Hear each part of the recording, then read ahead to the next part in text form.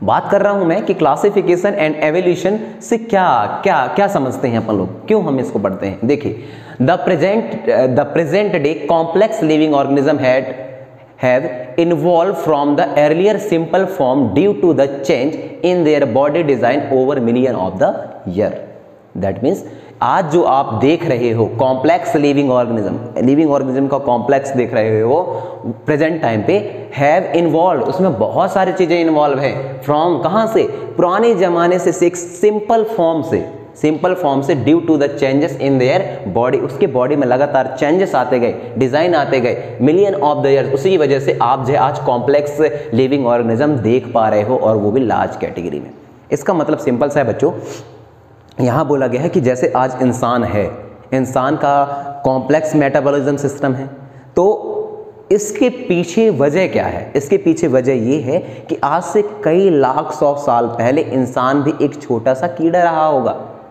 इसलिए क्योंकि आप जब जेनेटिक्स पढ़ते हो, जब आप एवोल्यूशन को समझते हो, तो एवोल्यूशन पे यही बात तो बताई जाती है कि किस तरीके से एक नई स्पेशिएशन होता है, एक नई स्पीसीज बनती है। जैसे सपोज इंसान को कहा जाता है कि ये बंदरों की एक नई पीढ़ी है, एक नई स्पीसीज है।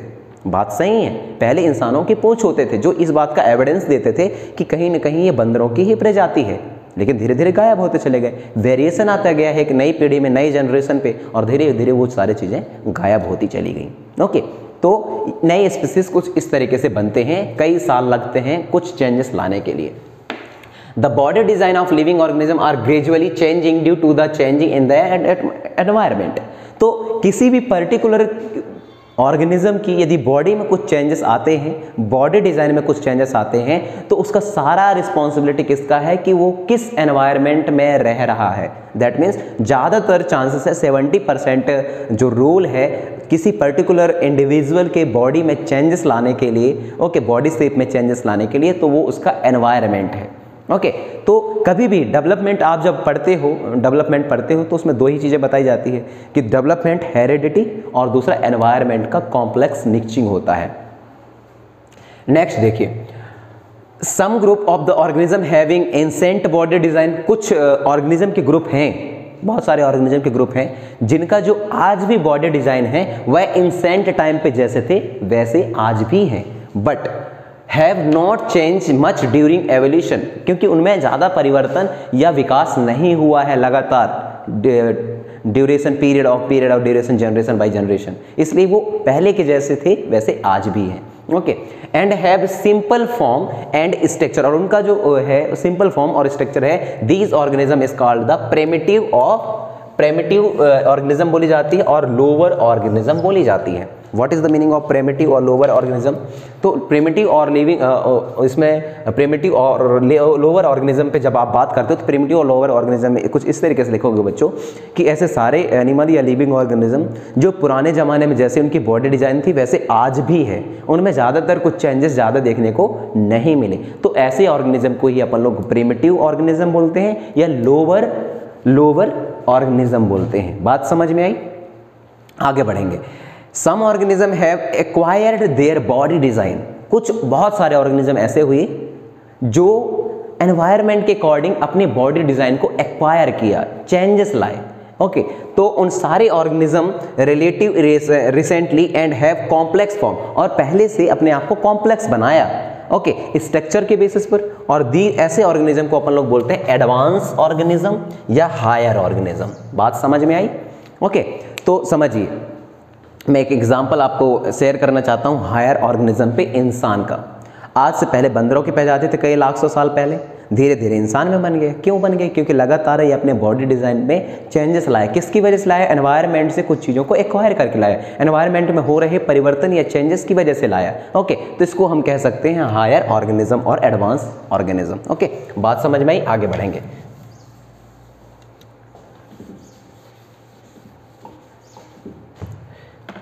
ओके देखिए, the hierarchy of the classification group, hierarchy of classification of group, that means जितने भी लिविंग वर्ल्ड हैं हमारे सामने, हमारे दुनिया में, उसको किस बेसिस पर हम क्लासीफाई कर सकते हैं, और ताकि हमें पढ़ने में समझने में आसानी हो बच्चों, तो उसको हम बोलते हैं the hierarchy of classification group. देखिए, living organism have been broadly classified into 5 main kingdom.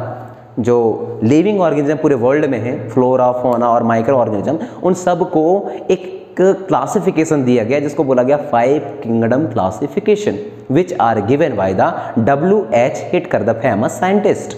What वो सजेस्टेड दैट, उन्होंने बोला कि जितने भी लिविंग ऑर्गेनिज्म उनको 5 कैटेगरी में बांटिए, जो होंगे मोनेरा, प्रोटिस्टा, फंजाई, प्लांटी और animalia. That means what, Monera में ग्रुप में उन्होंने छोटे बैक्टीरिया को रखा, आप देखेंगे प्रोटिस्टा में आपके एल्गी फंजाई, एल्गी को रखे गए, ओके, और थोड़ा सा प्रोकैरियोटिक ऑर्गेनिज्म के साथ में ही रखे गए। फंजाई में आपको फंगी को रखा गया, फंजाई को रखा गया। प्लांटी में आपको दुनिया के जितने भी फ्लोरा होते हैं, दैट मीन्स प्लांट होते हैं, उनकी स्टडी की जाती है, और एनिमेलियम तो एनिमल की स्टडी की जाती है। Okay, Each kingdom has been further classified into the smaller subgroup, और ये तो मेजर ग्रुप हुए, मोनेरा, प्रोटिस्टा, फंजाई, प्लांटी और एनिमेलिया। लेकिन इन मेजर ग्रुप को फिर से सब ग्रुप में डिवाइड किया गया। ओके, सब ग्रुपों का नाम कुछ इस तरीके से है। दैट मीन्स किंगडम क्या है इसका, दैट मीन्स इनमें से कोई एक किंगडम बिलोंग करता है, किसी भी पर्टिकुलर ऑर्गेनिज्म का क्लासीफाई करते हैं तो किंगडम। दूसरा उसमें डिवाइड होता है, यूज की जाती है फाइलम। फाइलम तब हम यूज करते हैं यदि हम किसी पर्टिकुलर प्लांट का क्लासिफिकेशन देख रहे हो, तो बात समझ में आई। पर्टिकुलर प्लांट का क्लासिफिकेशन यदि हमें देखना है तो हमें प्लांट ही यूज करना पड़ेगा। ओके, डिवीजन हम यूज करते हैं एनिमल के लिए, कि एनिमल में कौन से डिवीजन से बिलोंग करता था। उसके बाद हम देखते हैं क्लास का, उसके बाद हम देखते हैं ऑर्डर के बारे में, उसके बाद देखते हैं फैमिली के बारे में, जेनस और स्पीसीज। तो ये कुछ इस तरीके से असेंडिंग डिसेंडिंग ऑर्डर पे रखी गई हैं, जिसमें हर एक ग्रुप के बाद जो है एक नई ग्रुप बनती जाती है। जैसे ब्रॉडली में आपको आ जाएगा किंगडम, तो किंगडम में किसकी बात कर रहे हैं, जैसे एनिमेलिया की बात कर रहे हैं तो एनिमेलिया लिख देंगे। अब एनिमेलिया में भी बहुत सारे सब फाइलम हैं, जैसे आपका बोल देते हैं protozoa, Coelenterata, Porifera, Annelida, arthropoda, ये बहुत सारी चीज़ें हैं। इसको हम इसके बाद वाले चैप्टर में पढ़ेंगे, चैप्टर नहीं, इसी में पढ़ेंगे आगे। ओके, तो इनकी किंगडम में बांट दी जाती है, फाइलम में बांट दिया हमने। फाइलम किसके केसेस पर बात करेंगे, यदि हम बात करते हैं प्लांट की तब फाइलम का यूज़ करेंगे, यदि हम एनिमल का क्लासिफिकेशन की बात करेंगे तो डिवीजन यूज़ करेंगे। क्लास इसमें बांट दिया गया, जो सिमिलर के तरीके के कैरेक्टर होते थे उनको क्लास में रख दिया गया, उनको ऑर्डर में डिवाइड कर दी गई, फैमिली में डिवाइड कर दी गई, जेनस में डिवाइड कर दी गई और स्पीसीज में। ओके, आगे बढ़ते हैं। By arranging organism on the basis of hierarchy and the characteristic into smaller and smaller group, we arrive at the basis unit of the classification called the species. अब समझिए, एक अरेंजमेंट है living organism का, किसके basis पर, उनके hierarchy और उनके करैक्टर के बेसिस पर। ओके, उनको स्मॉलर एंड स्मॉलर ग्रुप में डिवाइड कर दिया गया, जो अराइव होते हैं eight the basis unit of the classification का अराइव है। इसी को अपन लोग के बोलते हैं बच्चों स्पीसीज। ओके, नेक्स्ट क्या है, स्पीसीज में क्या है, is a group of organism. तो स्पीसीज एक क्या है, ग्रुप का ऑर्गेनिज्म है जो कि similar enough to breed and perpetuate. तो ऐसे स्पीसीज बोलते किसको हैं, ये समझिए। ऐसे सारे ऑर्गेनिज्म का ग्रुप जो अपने में ही इंटरब्रीडिंग करते हो और लाइफ सर्वाइवल करते हो। जैसे इंसान इट इज वन का, इंसान और human is one kind of the species और कम्युनिटी, क्योंकि इंसान के अंदर ही इनकी ब्रीडिंग होती है और अपनी पॉपुलेशन को बढ़ाते रहते हैं। बात समझ में आई? ओके, आगे बढ़ते हैं। अब यहाँ देखिए, यहाँ ऐसे बात आपको बहुत अच्छे तरीके से समझ में आएगी। दूसरा, the 5 kingdom classification of living organism. तो मैंने अभी आपको बताई 5 kingdom classification of living organism के बारे में, और इसको यदि किसी का देने का कॉन्ट्रीब्यूशन जाता है तो वो जाता है बच्चों W.H. हिटकर को।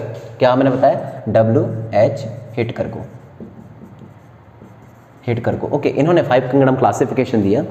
तो ऑर्गेनिज्म को हम बांटे तो 2 कैटेगरी में बांट देंगे, दैट इज अ प्रोकैरियोटिक और यूकैरियोटिक। तो प्रोकैरियोटिक के बारे में मैंने बताया, इसमें सिंगल क्रोमोसोम होते हैं, लाक ऑफ न्यूक्लियस रहता है, डेथ मीन्स न्यूक्लियस के एब्सेंट रहती है, न्यूक्लियर मेम्ब्रेन नहीं रहती। तीसरी बात करें, इसके साइज में छोटे होते हैं, साइज में छोटे होने के साथ ही और सिंपल स्ट्रक्चर होती है बच्चों। ओके, यूकैरियोटिक में क्या है, मल्टीपल सेल रहेंगे, मल्टीपल क्रोमोसोम रहेंगे, कॉम्प्लेक्स स्ट्रक्चर होगी और साइज में भी बड़े होंगे। ओके, तो ये दो कैटेगरी मैंने बांट दिया। तो जितने भी आपके छोटे छोटे माइक्रो ऑर्गेनिज्म हैं उन सब की स्टडी अपन लोग मोनेरा के अंदर करते हैं in the basis of 5 kingdom classification by which are given by the W.H. Whittaker. दूसरा, यूकैरियोटिक में ज़्यादातर उन्होंने अपने ग्रुप को या किंगडम को पार्टिसिपेशन दिया। जैसे यूकैरियोटिक में आप दो कैटेगरी रख देते हो, यूनिसेलुलर का और मल्टी सेलुलर का। ओके, तो unicellular that means single cell वाले, multi cellular that means multi cell वाले। तो सिंगल सेल वाले में अपन लोग बात करते हैं प्रोटिस्टा की, और प्रोटिस्टा में जिसके पास विथ सेल वॉल, जिसके पास में सेल वॉल होता है, और इसमें अपन लोग स्टडी करते हैं प्रोटिस्टा में किसकी बच्चों, जिसमें सेल वॉल होता है। आप देखना प्रोटिस्टा में स्टडी की जाती है आपका एक्चुअली एल्गी की। ओके, बात करते हैं फंजाई की। फंजाई में क्या है, do not perform photosynthesis. Fungi ऐसे चीज हैं या ऐसे लिविंग ऑर्गेनिज्म हैं जो कि फोटोसिंथेसिस के प्रोसेस को अंजाम नहीं देते। बात करते हैं प्लांटे की। प्लांट में कैटेगरी क्या है बच्चों, प्लांट जो है एबल होते हैं कि परफॉर्म करने के लिए फोटोसिंथेसिस के प्रोसेस को। तो photosynthesis process is nothing but the preparation of method of preparation of the food. Okay, next क्या है, मल्टी सेलुलर की बात करेंगे जिसमें सेल वॉल एब्सेंट रहता है, और जब सेल वॉल एब्सेंट रहेंगे तो उसमें अपन लोग एनिमेलिया की स्टडी करते हैं, एनिमल की स्टडी करते हैं बच्चों। ओके, आगे बढ़ेंगे।